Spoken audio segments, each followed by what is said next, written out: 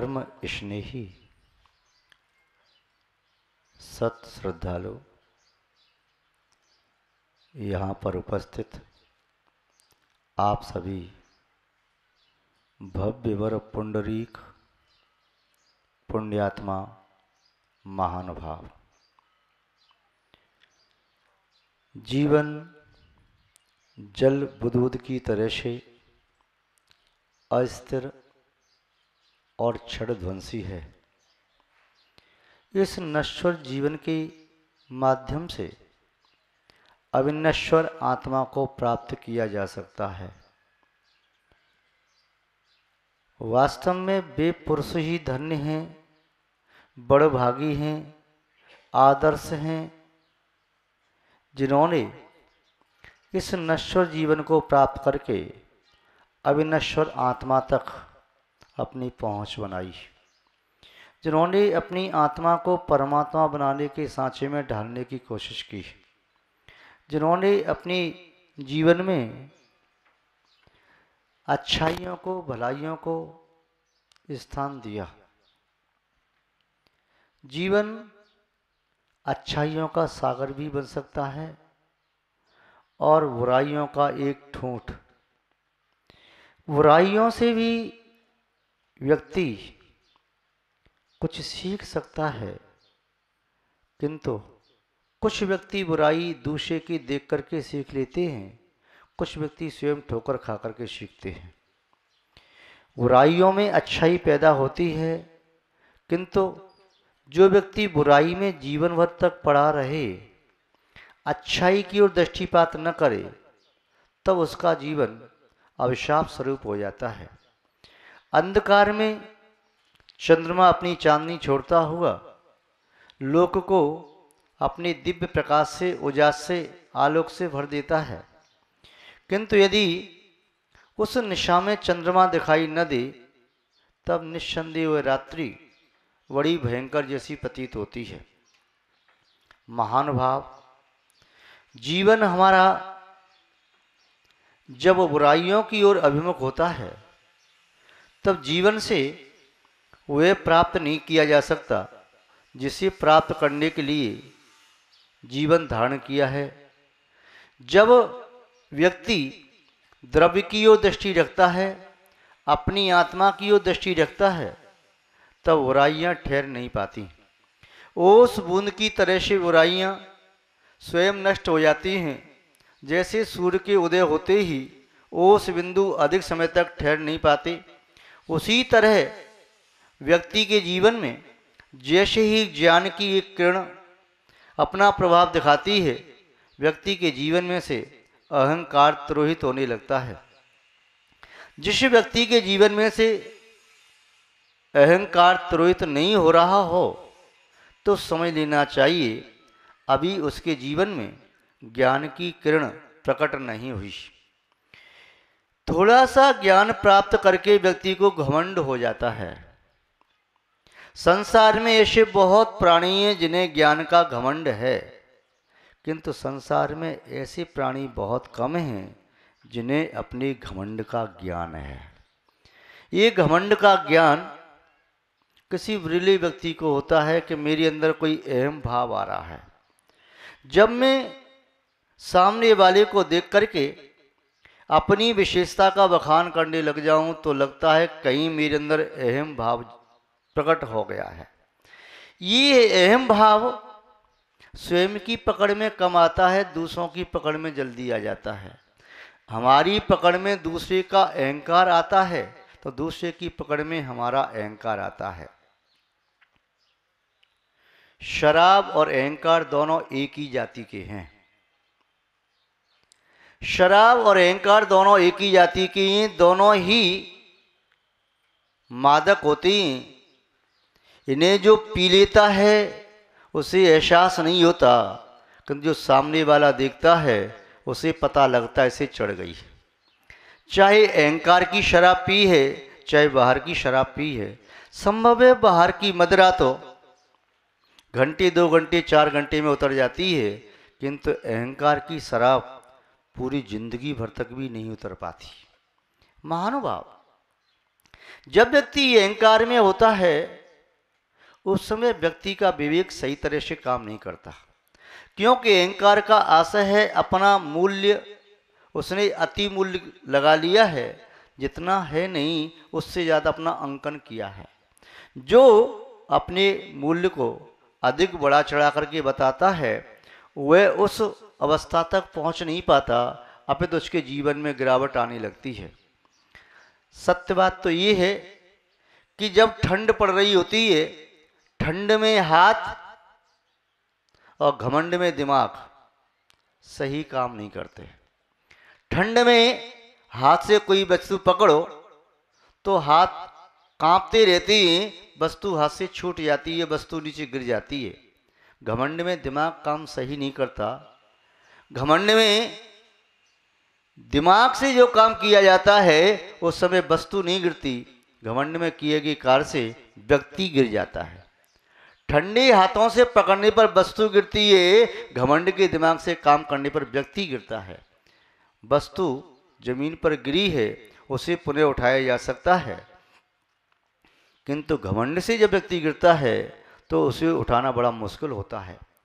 ठंड से गिरी वस्तु को कोई व्यक्ति दूसरा उठा करके तुम्हारे हाथ में पुनः दे सकता है, किंतु घमंड के दिमाग से गिरा हुआ व्यक्ति जब संसार में निगाह से गिरता है उसे उठाना बड़ा मुश्किल हो जाता है। महानुभाव, आप नित्य पूजन करते हैं, पढ़ते हैं, उत्तम मार्दव धर्म की पूजन करते हैं, और उत्तम मार्दव का विरोधी जो अहंकार है उस अहंकार के बारे में पढ़ते हैं कि ये अहंकार दुख का कारण है। मान महाविष रूप, मान, इस बात को मान ले कि ये मान विष रूप है। संसार में मैं समझता हूं दो ही कारण दुख के मुख्य रूप से हैं, एक अहम, दूसरा वहम। व्यक्ति अहम में आता है तब सत्य से परिचय नहीं हो पाता, और जब व्यक्ति वहम में होता है तब भी सत्य से परिचय नहीं हो पाता। इस अहम और वहम से थोड़ा सहम जाए, थोड़ा सा सकुचाए, शर्माए, अहम को पाल के न रखे, वहम को पाल के न रखे, ये थोड़ा सहम जाए और थोड़ा अपने ऊपर रहम खाए। यह अपने ऊपर रहम नहीं करता, अहंकार के पत्थर को, बहुत बड़ी चट्टान को अपनी चेतना के अंकुर पर ला करके रख देता है। चेतना के अंकुर पर रखी हुई अहंकार की चट्टान उस चेतना के अंकुर को वृद्धिंगत नहीं होने देती। चेतना का अंकुर मरने लगता है। उस चेतना के वृक्ष में न कभी समुचित पल्लव आते हैं, न किशलय आते हैं, न कोंपल आती हैं, न उसमें पुष्प आते हैं, और न फल ही लगते हैं। वे चेतना का अंकुर उस अहंकार की चट्टान से दब जाता है, टूट जाता है। इतना ही नहीं, यदि दब ही जाए तो वह अंकुर कहीं दूसरी जगह से निकल करके आ जाए, किंतु जब अंकुर एक बार टूट जाता है तब उस बीज में अन्य संभावनाएं भी नष्ट हो जाती हैं। एक बीज का अंकुर एक बार टूट गया, अब उस बीज में से दूसरा अंकुर पैदा होना असंभव है। इसलिए इस अहम और वहम से बचना है। अहम और वहम ऐसे दुरस्त परकोटे, ऐसे किले हैं, इस परकोटे की दीवार को भेद करके किसी का धर्मोपदेश, किसी की हितकारी बात प्रवेश नहीं कर पाती। यदि भारी कपड़ा भी है छाते का और टाइट हो रहा है तो पानी की बूंद प्रवेश नहीं करती। वह पानी की बूंद चाहे भले ही पत्थर में छेद कर दे, किंतु वह पानी की बूंद वह पतले कपड़े को भी छेद करके नहीं पहुंच पाती। ऐसे ही अहंकार जब तन जाता है तब किसी की हितकारी शिक्षा व्यक्ति के आत्म प्रदेशों तक नहीं पहुंच पाती। वह अहंकार की चट्टान से टकरा करके पुनः दूर उछल करके गिरती है। फिर वह हित की शिक्षा देने वाला व्यक्ति द्वारा उसको हित की शिक्षा देने का साहस भी नहीं कर पाता। महानुभाव, ये अहम और वहम देखने में बहुत सुंदर और अच्छे लगते हैं। अहम करने से ऐसा लगता है अपने व्यक्तित्व का विस्तार हो रहा है, वहम करने से ऐसा लगता है सामने वाला व्यक्ति मेरे सामने नगण्य है और मैं ही सब कुछ हूँ। वहम पालने से सामने वाले का सही मूल्यांकन नहीं किया जा सकता और अहम पालने से स्वयं का सही मूल्यांकन नहीं हो सकता। अहम मिट जाता है तब व्यक्ति को यथार्थ बोध होता है। अहंकार और अंधकार दोनों सगे भाई हैं, ट्विंस हैं। अहंकार अंदर में बैठ जाता है, अंधकार बाहर में आ जाता है। जो बाहर में रहता है तब बाहर की वस्तु का समीचीन ज्ञान नहीं होता। जो अंदर में बैठ जाता है तो अंतरंग के तत्व का, द्रव्य का सही बोध नहीं हो पाता। अहंकार हमेशा अंदर रहता है और अंधकार बाहर रहता है। दोनों ही खतरनाक हैं, दोनों ही सत्य के दुश्मन हैं, दोनों ही यथार्थता के धरातल पर व्यक्ति को नहीं आने देते। यदि जीवन में यथार्थता का बोध हो जाए तब व्यक्ति अपनी कमी को सुधार करके अच्छाई को ग्रहण कर सकता है, किंतु जब तक यथार्थता का बोध नहीं होता है तब तक व्यक्ति वह यथार्थ रास्ते को प्राप्त नहीं कर सकता। जैसे किसी व्यक्ति को अपने रोगी होने का बोध हो जाए तो रोग को दूर करने के लिए औषधि सेवन कर सकता है, किंतु जो व्यक्ति रोगी होने के बावजूद भी अपने आप को निरोगी मान करके बैठ जाए तब व्यक्ति औषधि का सेवन करेगा ही क्यों, और रोग उसका बढ़ता चला जाएगा। बाहर का रोग होता है तो कोई डॉक्टर वैद्य हकीम आकर के उपचार करते हैं और पुनः औषधि का सेवन करने पर रोग दूर हो जाता है, किंतु चेतना के प्रदेशों में विद्यमान रोग बाहर के डॉक्टर वैद्य हकीम के माध्यम से दूर नहीं किया जा सकता। चेतना के रोग को दूर करने में सिर्फ और सिर्फ हम ही समर्थ हैं। चेतना में रोग हमारे द्वारा पैदा किया गया है, वह चेतना का रोग हमारे द्वारा ही दूर किया जा सकता है।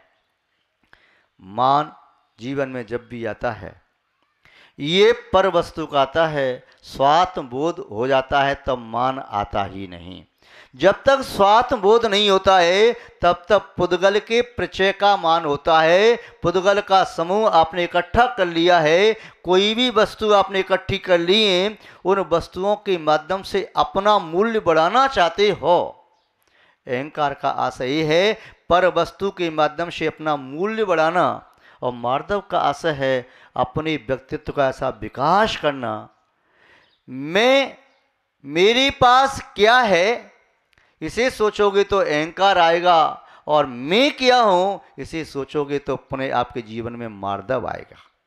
मैं क्या हूं, आज इस मनुष्य के चोली में, मनुष्य के शरीर में पड़ी एक आत्मा, ये आत्मा मनुष्य के शरीर को छोड़ करके ये देवलोक में भी गमन कर सकती है और ये आत्मा नरक में भी गमन कर सकती है। ये आत्मा पशु पक्षी भी बन सकती है, ये आत्मा नाली का कीड़ा भी बन सकती है, ये आत्मा भोग भूमि जा सकती है, कुबो भूमि जा सकती है, ये आत्मा परमात्मा भी बन सकती है।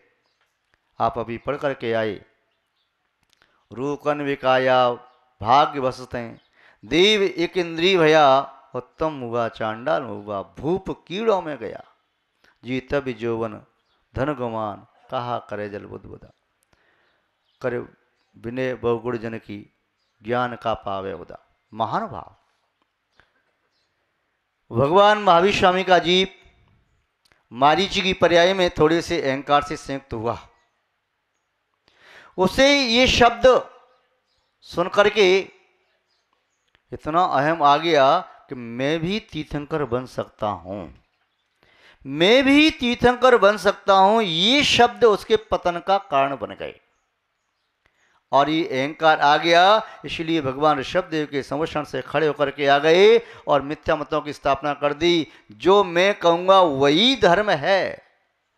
तीर्थंकर तो कहते हैं जो धर्म है अनादिकाल से था, अनंत काल तक रहेगा, उस धर्म का प्रतिपादन हम करेंगे, ये कहते हैं तीर्थंकर। किंतु मारीची ने कहा जो कुछ मैंने कह दिया वही धर्म है, बस मेरी शरण में आ जाओ, तुम्हारा कल्याण होगा। जो कुछ भी धर्म का प्रतिपादन किया अपने अहंकार का पोषण करने के लिए, उसका परिणाम ये हुआ वह भगवान महावीर स्वामी का जीव सुदीर्घ काल तक संसार में परिभ्रमण करता रहा। तृतीय काल के अंत में मोक्ष जाने की पात्रता रखने वाला वह जीव चौथे काल के अंत में मोक्ष गया। असंख्याता असंख्यात सागर, यूं कहें एक कोड़ा कोड़ी सागर, असंख्याता असंख्यात वर्ष, अनंत काल के बराबर हो गया अपनी भाषा में। तो उतना समय क्या किया महावीर स्वामी के जीव ने। कभी नीम का पेड़ बना, कितने भव नीम के पेड़ बने, लाखों भव। कभी कनेर के पेड़ बना, कभी वेश्या बना, कभी धोबी बना, कभी सेठ बना, कभी राजा बना। और इतना ही नहीं, वनस्पति का एक जीव बना। भगवान महावीर स्वामी का जीव रूख विकाया भाग बसते, रूख में चला गया। शायद आप लोग बालक नहीं, वृद्ध पुरुष जानते होंगे रूख शब्द। पहले गांव देहात में सब्जी बेचने वाले जो आते थे और सब्जी जैसे उन्होंने दे दी, जिस भाव से देते थे, उसके उपरांत पुनः कुछ थोड़ी सी सब्जी उसे अलग से दे देते थे, पर रूख में और दे दो। कवि ने लिखा है भगवान महावीर स्वामी का जीव जब वनस्पति बना तो पैसों के भाव में नहीं बिका, किसमें चला गया? जो तीर्थंकर होने वाला जीव मरीचि के पर्याय से निकल करके वह रूख में चला गया। चाहे कुछ भी हुआ, कोई भी एक इंद्रिय वनस्पति हुआ, चाहे गाजर मूली हुआ, चाहे आलू टमाटर हुआ, चाहे कौन सा पेड़ हुआ, वह जीव हुआ महाराज। ये जीव भी अनंतवार हुआ, ये जीव भी अनंतवार कहाँ का नहीं गया। ऐसा कौन सा स्थान है तीनों लोकों में जहां पर शिव ने जन्म मरण नहीं किया? ऐसी कौन सी पर्याय शेष रह गई जिस पर्याय को प्राप्त नहीं किया? अच्छी पर्याय प्राप्त करके अहंकार से भर गए और अहंकार ने अंधकार का काम किया, इसलिए भटक गए। और जब अच्छी पर्याय प्राप्त नहीं की तो अच्छी पर्याय प्राप्त करने के लिए तरसते रहे, पुरुषार्थ करते रहे। जैसे कोई व्यक्ति जब गरीब था तब धन पाने के लिए मेहनत करता रहा, दूसरों के सामने हाथ फैला करके, झोली फैला करके खड़ा रहा, यथेष्ट धन प्राप्त कर लिया। यदि किसी ने रहम करके उसे नोटों की गड्डी दे दी, अपने शरीर की सर्दी दूर करने के लिए नोटों की गड्डी में आग लगा करके तापने लगा। जैसे वह व्यक्ति मूर्ख होता है, उसी प्रकार हमने भी जब जब अच्छी पर्याय प्राप्त हुई, जब जब मनुष्य का चोला प्राप्त हुआ, जब जब हम आत्म कल्याण के सूत्रों को ग्रहण कर पाते, तब तब हमारे दिमाग में अहंकार का निमोनिया हो गया या क्रोध का बुखार आ गया। तब तब हमारे जीवन में या तो हमारे दिमाग में क्रोध घुस गया या हमारे दिमाग में अहंकार घुस गया, जिसके कारण हम अपने आप को नहीं जान पाए। जिंदगी भर दूसरों को जानते रहे, जिंदगी भर दूसरों को पहचानते रहे, जिंदगी भर दूसरों को मनाते और मानते रहे, किंतु फिर भी अपने आप को न जान पाए।